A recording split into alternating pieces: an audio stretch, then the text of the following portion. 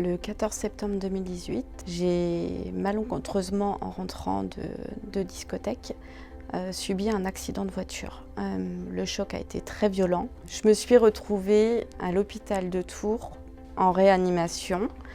Le médecin m'a annoncé que j'étais paraplégique complète. Lorsque j'ai entamé les démarches par rapport aux responsables de mon accident, j'ai appris malheureusement qu'ils n'avaient pas d'assurance. J'avais peur de ne pas avoir de financement par rapport au matériel dû à ma paraplégie.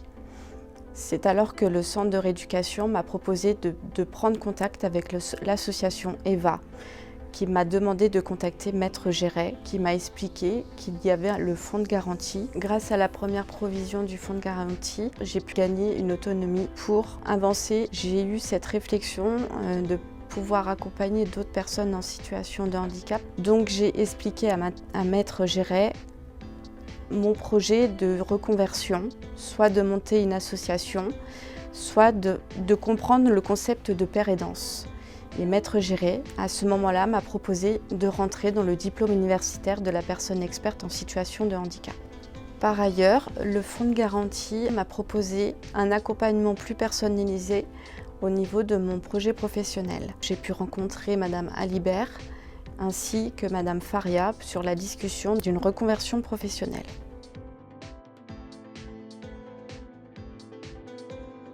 Donc, je suis avocate en dommages corporels depuis une vingtaine d'années environ. J'exerce cette activité au barreau de Saint-Étienne. J'interviens sur tout le territoire national et j'accompagne chaque année environ des centaines de clients. J'interviens aussi bien dans le cadre des accidents de la circulation, accidents du travail, agressions, accidents médicaux, accidents de la vie. Finalement, toutes ces hypothèses qui mettent en œuvre l'indemnisation du dommage corporel. J'ai pu travailler avec le fonds de garantie sur l'indemnisation de Madame Coralie Morizet. Cette reconversion professionnelle a pu être mise en œuvre également grâce à une formation diplômante dont je suis par ailleurs enseignante et créatrice de ce diplôme. Pour les personnes en situation de handicap, il s'agit de pouvoir valoriser leur savoir expérientiel.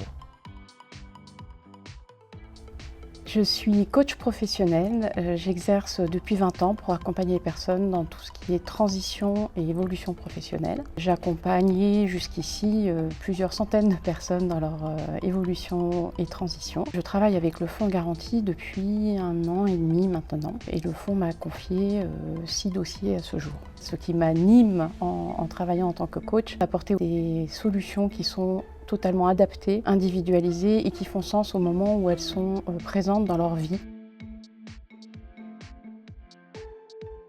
Alors, je travaille au fonds de garantie depuis plus de 20 ans et je suis inspecteur au pôle préjudice corporel lourd depuis un peu plus de 10 ans. J'ai le plaisir d'accompagner des personnes qui ont été gravement blessées suite à des accidents de la circulation ou des infractions. Mon travail consiste en indemnisation mais aussi dans de l'accompagnement. Nous travaillons avec des spécialistes du grand handicap, que ce soit nos médecins, que ce soit des ergothérapeutes, des architectes, mais également du coaching professionnels pour pouvoir accompagner au mieux les victimes et répondre vraiment à leurs besoins concrets. La personne a un équilibre de vie qui est totalement bouleversé. Le dispositif phare qui permet de proposer des prestations en nature répond justement à ce besoin. J'ai eu l'occasion d'expérimenter ce dispositif à partir de 2018 sous l'impulsion de Françoise Rodesky à l'époque et des attentats de masse qui ont touché notre pays avec de nombreuses victimes avec lesquelles il y avait un besoin important de reconversion professionnelle. C'est quelque chose de très enthousiasmant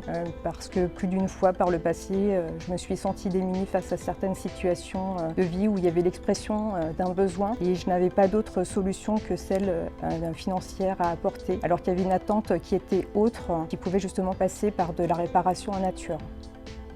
Dans le cadre de l'accompagnement proposé par le fonds de garantie, j'ai pu rencontrer Madame Alibert pour qu'elle puisse m'accompagner sur ma reconversion professionnelle. Effectivement, moi je me souviens de cette journée de novembre. On a eu l'occasion de se réunir toutes les 4 pour lancer l'accompagnement et permettre en fait à Coralie de comprendre la démarche de coaching et me permettre pour ma part aussi de relever ses attentes qui à ce moment-là étaient vraiment de l'ordre de trouver des idées de réorientation et la demande portait sur l'aider à ouvrir aussi le champ des possibles. Ce lien de confiance s'est fait petit à petit, mais très vite, de par le fait qu'elle m'a mise vraiment très à l'aise sur cet accompagnement, ce qui m'a vraiment permis de réfléchir sur mes valeurs, mes centres d'intérêt.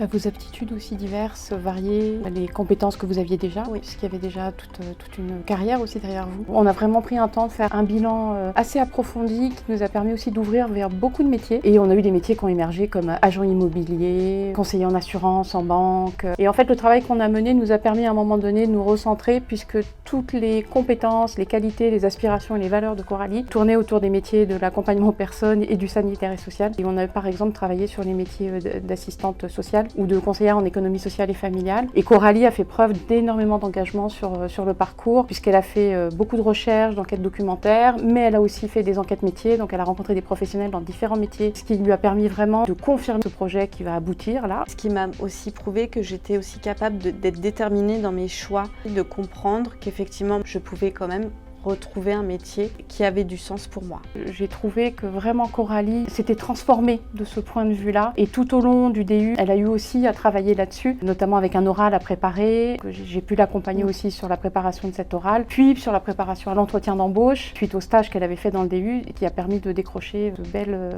bel emploi avec ce CDD de 18 mois sur un poste très innovant qui est un projet pilote pour les APF. Tout à fait, c'est vraiment une belle opportunité. Les deux moments marquants au niveau de ce coaching, ça a été vraiment quand j'ai compris et que j'ai appris à vraiment bien valoriser ma future posture professionnelle. Et le deuxième moment marquant, je pense qu'on est d'accord, ça a été vraiment quand j'ai eu cette promesse d'embauche. Ça y est, j'ai réussi à avoir cette reconversion professionnelle. Et avec un poste de responsabilité, puisque c'est un poste d'encadrement de père aidant au sein de l'APF. Et ce que j'ai particulièrement apprécié aussi, c'est que j'ai eu l'opportunité de pouvoir accompagner Coralie 3 mois complémentaires pour sécuriser sa prise de poste. On a eu cette liberté de pouvoir continuer l'accompagnement dans de très bonnes conditions et sans se sentir vraiment limité dans le temps.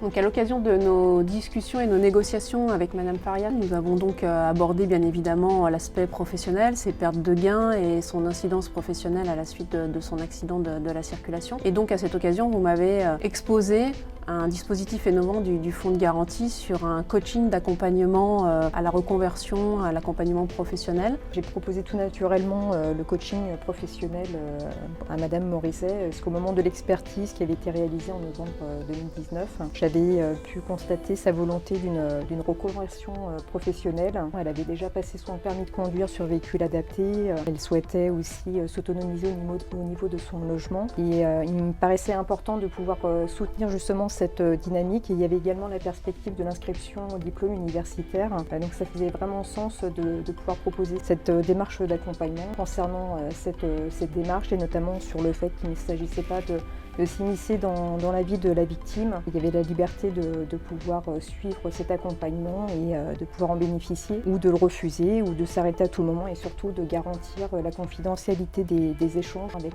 la coach professionnelle. J'ai pu transmettre la charte Retour à l'emploi. L'idée, c'était de pouvoir passer en fait un relais, puisqu'ensuite autant le fond que le conseil de la victime vont s'effacer au moment de l'accompagnement, et voilà, pour permettre justement cette relation privilégiée qui va s'installer entre la victime et le coach professionnel. C'est vrai que cet accompagnement, ce coaching est arrivé au point nommé parce que Coralie Morizet avait vraiment cette volonté. Ce coaching lui a permis effectivement de pouvoir se repositionner professionnellement. Ce qui a été aussi rendu possible par ce processus, c'est une garantie quand même extrêmement importante pour les victimes, savoir que ça ne va pas non plus impacter forcément la décision du fonds de garantie d'indemniser ou pas le préjudice professionnel. Et après l'accompagnement de Madame Morizet, je suis encore davantage convaincue de la démarche. Je ne peux qu'encourager à faire ce type de proposition chaque fois que c'est possible et chaque fois qu'il y a une motivation, un besoin qui est détecté. C'est vraiment un partenariat qui permet à chacun justement d'avoir un rôle dans le bon déroulement et dans la réussite de ce dispositif. Et c'est basé aussi sur des relations de confiance qui sont essentielles justement pour que ça puisse fonctionner.